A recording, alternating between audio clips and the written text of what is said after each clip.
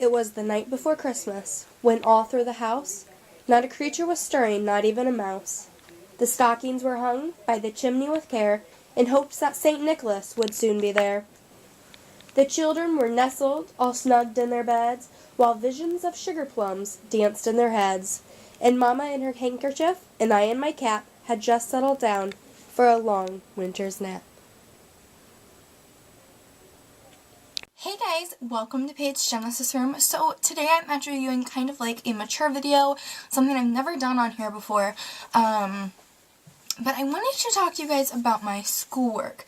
I'm homeschooled if you guys didn't know, and I wanted to talk to you guys about some books that I've been reading this year. I have found an author that I really, really like, and I've also found a book that I'm reading currently right now that I really, really enjoy. Before I do that, I want to just make a couple announcements. My first announcement is I may be going on, this is not for sure, I may be going on vacation here in a couple weeks. I want to know, do you guys want me to vlog? Do you guys want me to do like vacation day 1, vacation day 2? I don't know if I'm going to say where I'm going because we're driving there, so it's kind of close to my house. In a different state. But anyways, let me know if you guys want to, if you guys want me to film. If not, then I won't, and I won't waste my time doing it. So let me know down below, or thumbs up this video, so that I know. Anyways, that's my quick announcement, so let's get into it. Okay, so the first book that I first read by this author was Teenage Guide to Success. Or The Real World Guide to Success. Something like that. Anyways, and it was a phenomenal book. It really touched home for me. I think it was a perfect age to read it. They are more they're teen books. So I just thought it was a really good book. I feel like for 13 I wouldn't be quite as mature for it yet. I'm not bragging or anything, but I'm a little bit more mature for my age than other people, so these books just really help me out. So I don't know necessarily what age group. I'm 15. I don't know, I feel like you could read this definitely from 15 to 20, because they're just such good books and they really touch home. I can't find that book for some reason, but I did find another book that my mom actually purchased for me by the same author that I have not read yet. And this is by Chad Foster. I didn't really think I was going to be as into the book as I was with the last one. Just pretend that's the book.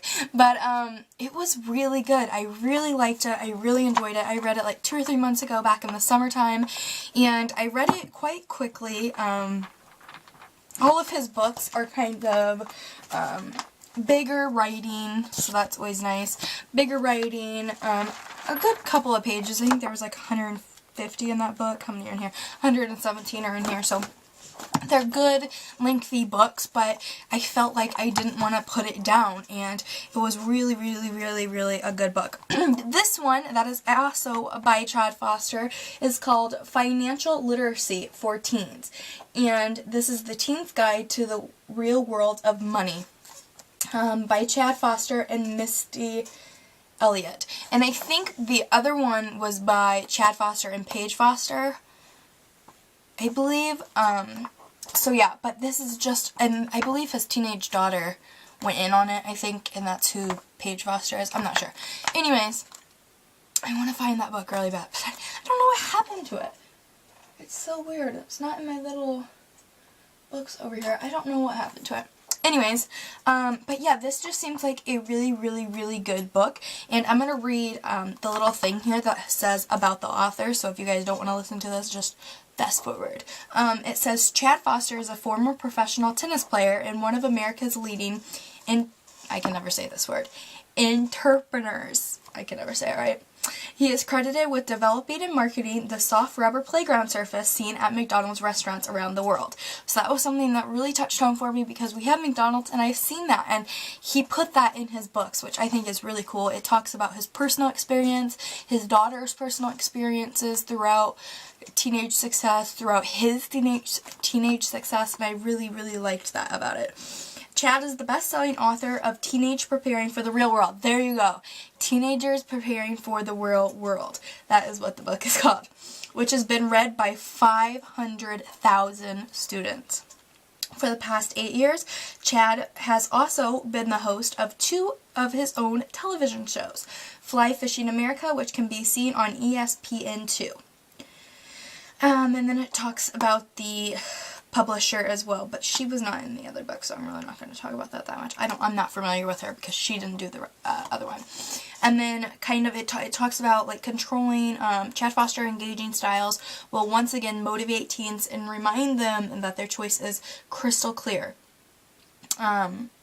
Learn now or pay later is pretty much his motto, and it talks about working with credit and debit cards, talks about needs versus wants, multiplying money, insurance essentials, secrets to saving, internet scams. It just really talks about a lot of that. And I'm going to be starting this book up hopefully after Christmas break around. So I'm really excited about that. But I want to talk about another book that I have been loving that's not by Chad Foster, but I've been currently reading it, is Made to Crave, Satisfying Your Deepest Desires with God. Now, I'm going to go all Christian on you guys, so get over it. But anyways, no, actually stay and listen if you're not a Christian, because this book is really amazing, even if you're not Christian or Catholic, even if you don't believe in God. This is such a good book. It does talk about God, but I feel like it really, I'll get into it here in a little bit, but I feel like it really takes things from, okay, pretend I don't believe in God. I don't believe in God. God's not real. He's fake. He's just some myth. He's like a fairy tale. Okay? Well, it takes things from her sister, who did not believe in God, why she did, and it takes her experiences and brings them in as not believing in God, and then her experiences, and at the end of the book, in the middle of the book, something really, really cool happens, and she constantly talks about it, which I really like, because you can tell her and her sister had a bond, but it wasn't very, like, of a close one, because that God connection was not there, but when something awesome happened, their bond grew even closer, which was really cool. I'm going to get into details here. It's by Lisa Terklust. I've been trying to say that and practice it, but that's how bad I butcher names. And then best-selling author and social researcher by Shanti Feldhahn, I think. Anyways, what do you crave to make you happy is pretty much the main point of this, and I'm not going to read the back because it's kind of long, but I'm just going to kind of explain it in my own words. My mom got this for me, actually, after I read, what is that book called? I can never think of it, and I say it all the time. Teenage Preparing for the Real World. After that, while I was waiting for this book to come in the mail, she bought this one. Yeah, and she wanted me to read this, and I'm like, no, I want a Chad Foster book. And she's like, well, it's on her way, but this book's going to arrive here first, so you're going to read this first and then do this one. I'm like, fine, whatever. So I ended up getting into this one like 3 chapters in, and then this one came. I was like, no, I'm not going to read it yet. I want to read this one, and I feel like, I always say, like, are you laying down? I feel like, so I was talking to my dog. I feel like you have to really get into a couple chapters before you can be like, no. I got into the 3rd chapter and it was hard to put it down. I read a chapter a day. If I want to read more, I can. There's pretty good long chapters in here, like, I'd say like 7 pages worth of chapters, but I don't like long chapters, so there's some like 3-page chapters, some 7-page chapters, blah, blah, blah. It keeps different varieties, which is one thing I love. Anyways, another thing that I really like about this book is, like I said, it puts, as if you didn't believe in God, into perspective, and it pretty much, it relates. Like, if you didn't believe in God, this is not going to, I'm not going to say it's not going to make you believe, because I would totally believe with this book, but I feel like if you don't have very strong faith with God, I feel like this would be a great book for you. I feel like if you didn't believe in God, this would be a great book for you, which normally, like, with books that talk about God, you're like, whatever, but this really is more of a putting it in perspective book, and it talks about, even if you don't believe in God, Satan is still going to tempt you. God is still going to give you miracles. And it puts things like, oh, do you remember when you were a kid, and it's hard for me to get an example, I wish I could just find one, but it was talking about her sister, I'll just tell you guys apart, her sister didn't believe in God. And the writer of this, she was like, believe in God, blah, blah, blah, and preached upon her, and she's like, no, no, no, no, no, and kept shoving it out, saying, well, I'm not religious like you, so I don't have to do this, blah, blah, blah, blah, blah. And one day she went into her professor's office, and God was showing her signs throughout her path of her career and things like that about God. And she went into her I can't speak.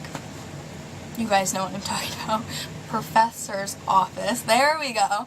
And, she always for many years thought, no one reads your books, because it was a book about God. And, she said, no one reads your books, and, blah, blah, blah, blah, blah, no one reads it. And she went into her professor's office, and her sister's book was sitting on her shelf. And that really made her go, whew. It was like a slam of bricks hit her, and she realized, like, wow, people do read her books, and maybe I should. So she bought one and read it, which I thought was amazing, and awesome things happened, and that's all I'm going to say. But anyways, this is really good. I'm going to cut out and cut back in. Anyways, I'm going to read you guys a little example here, and it was back in, here we go. Nope, is that it? Nope. Here we go.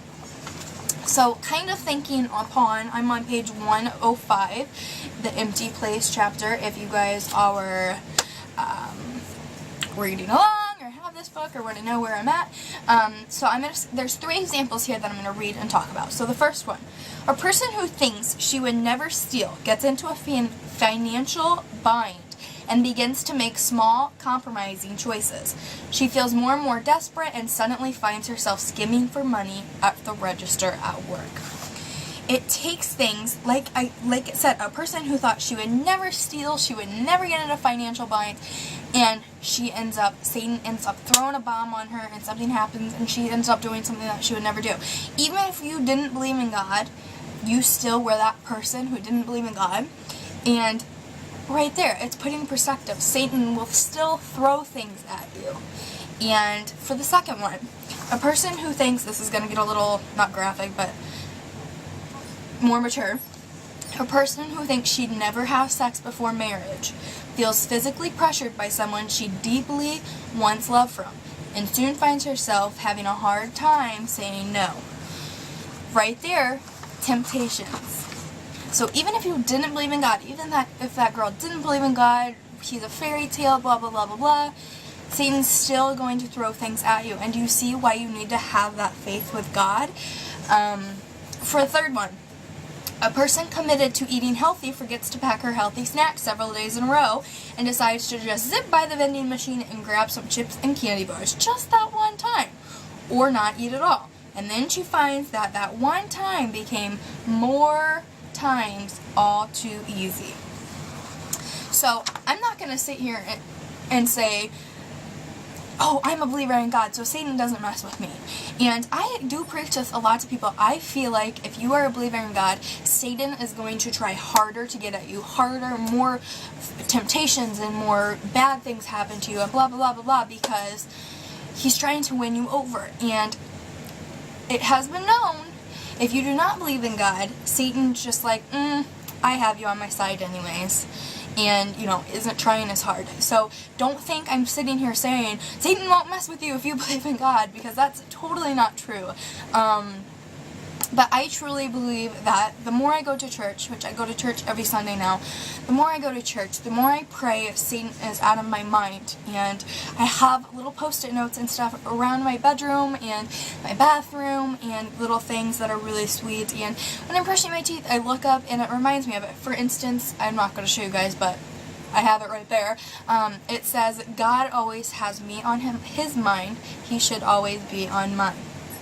So I just think that's a really good thing to think about, because, he should always be on your mind. And I just thought that was really cool. Also, at the end of each book is like a little, let me show you guys, a little action plan, which I think is really cool. So I have a separate little folder right here that I have different action plans in. So I'm not going to let you guys read them, but I'm going to show you. So I put up here chapter 1 and 2, Monday and Tuesday, chapter 3, chapter 4, chapter 5, chapter 6, chapter 7, obviously I didn't do, chapter 8, chapter 9, And yesterday I did chapter 10, and I'll do chapter 11 today. So just some really cool things. So I'm going to actually,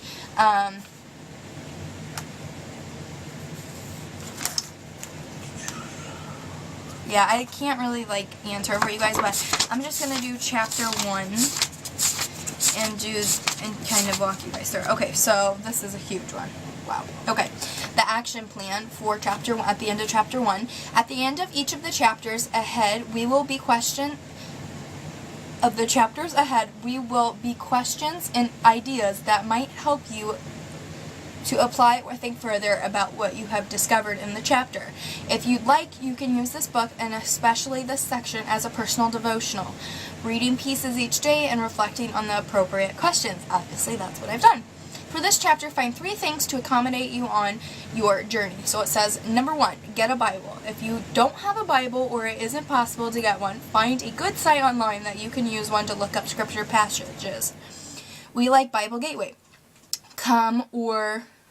BibleGateway.com or BlueLetterBible.com, which allows you to see different translations of scriptures. So there's one way you can talk about and believe and have God on your mind 24/7 with that. You can't be like, well, I don't have a Bible. You can still go online. Everybody has online right now.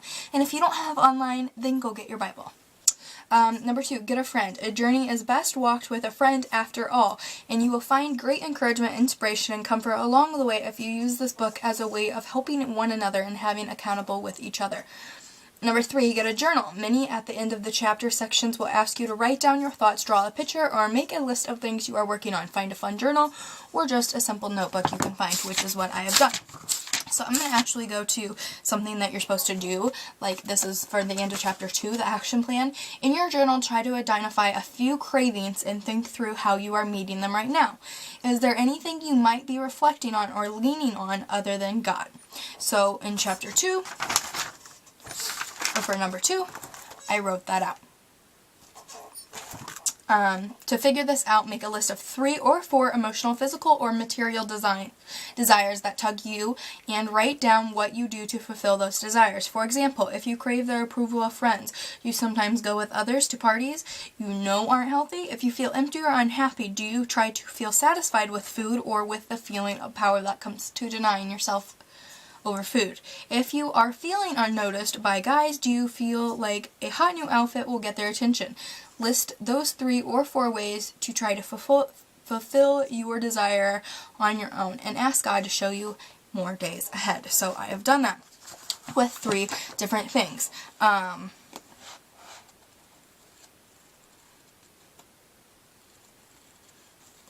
So yeah. That's kind of all I wanted to talk about today. I hope you guys enjoyed this video. Thumbs up if you guys did. I want you guys to try to look for those books or try to do something today that might bring you closer to God. I hope you guys enjoyed this video. It was very, very odd. I haven't done a video like this ever before on my channel. But let me know if you guys liked it. And try out some of these books. Ow, try out some of these books. They are so, so good. I love them. I don't know about this one yet, but I'm sure I'll love it because it's by Chad Foster. I hope you guys enjoyed, and we'll see you guys next time. Bye! Oh, by the way, if you guys were wondering, I am now in chapter 11 in this book, so I am quite a far away from ending it. I think there's like 22 chapters in here, so yeah, we'll talk to you guys later. Bye!